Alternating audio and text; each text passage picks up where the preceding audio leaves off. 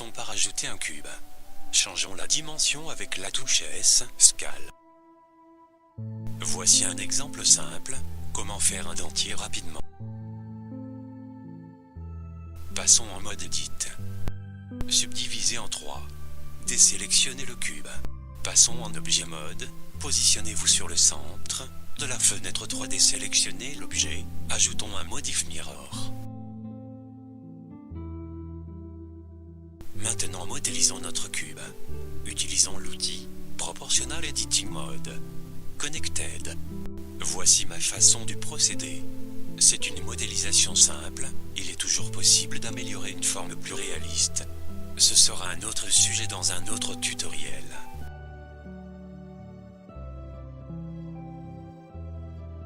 Supprimons les 4 faces du haut de l'objet.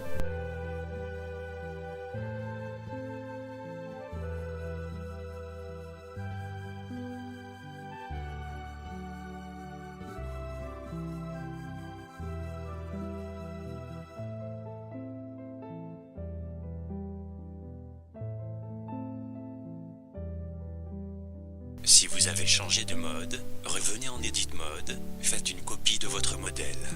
Cela permet à vos deux objets de rester liés. Remontons cette nouvelle copie de quelques unités Blender. Ajustez ce nouveau modèle, comme sur la vidéo. Organisons encore notre objet. Voilà. Cette modélisation représente la gencive.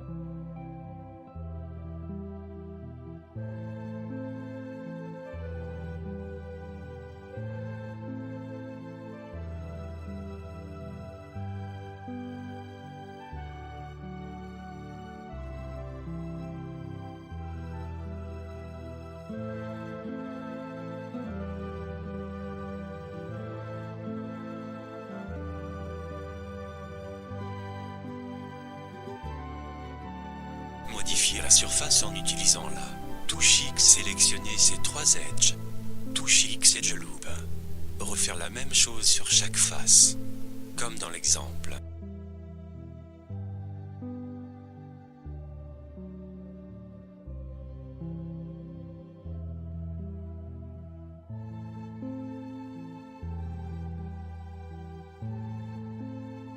Une fois que notre modèle est comme nous voulons, appliquez un smooth, puis une subdivision sur face.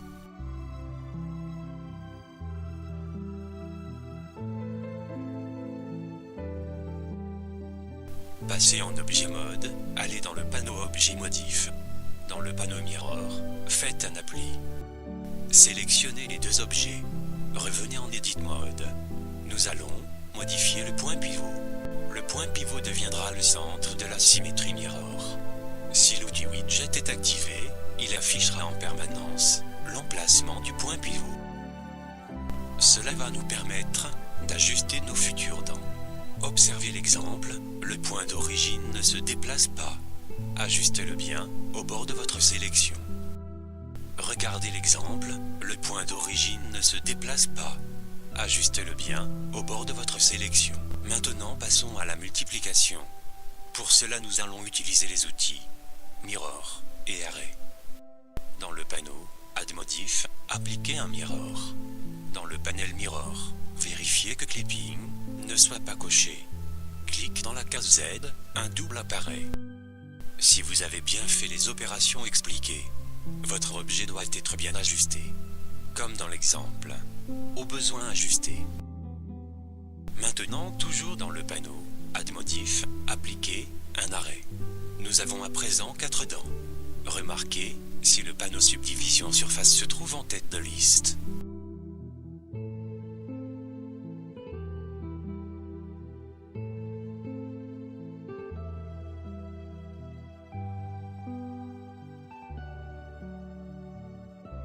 Dans le panel Arrêt, clique sur Merge. Dans Count, passez le chiffre à 6. Dans votre fenêtre 3D, vous devriez avoir 12 objets reproduits.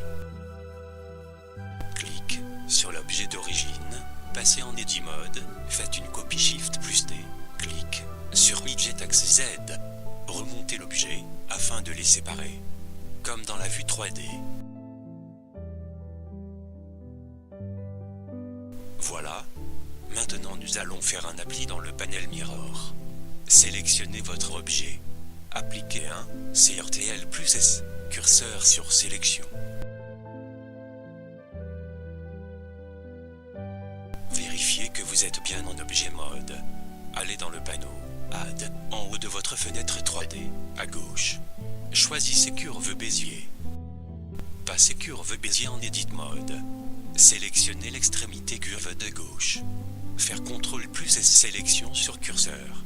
À condition que le curseur soit resté sur le centre de l'objet, sinon ajusté. Maintenant observez l'ajustement de curve Bézier. Lorsque vous êtes satisfait, passez en Object Mode. Pour que votre curve Bézier soit visible lorsque vous faites des manipulations dans votre fenêtre 3D. Allez dans le panneau Object en vérifiant que soit sélectionné curve Bézier. Descendez dans le panneau Display, cochez X-Ray. Sélectionnez votre objet dans le panneau Add Modif. Clique sur Curve. Dans le panel, ouvrez le menu Object, clique sur Curve Bézier. Observez le résultat. Maintenant faites des ajustements à votre convenance. Vérifiez bien le raccord de votre dentier.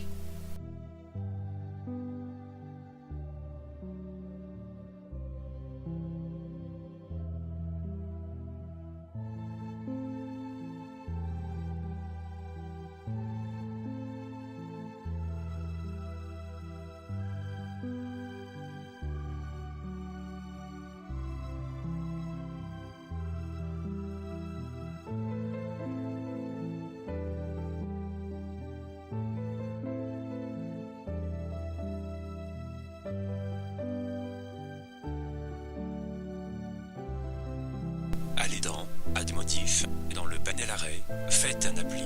Dans le panel Mirror, faites la même chose, appli. Et voilà, notre mâchoire est terminée. Supprimez curve Bézier, elle n'est plus nécessaire. Vous pouvez aussi appliquer des textures. Cela vous sera expliqué dans un autre tuto.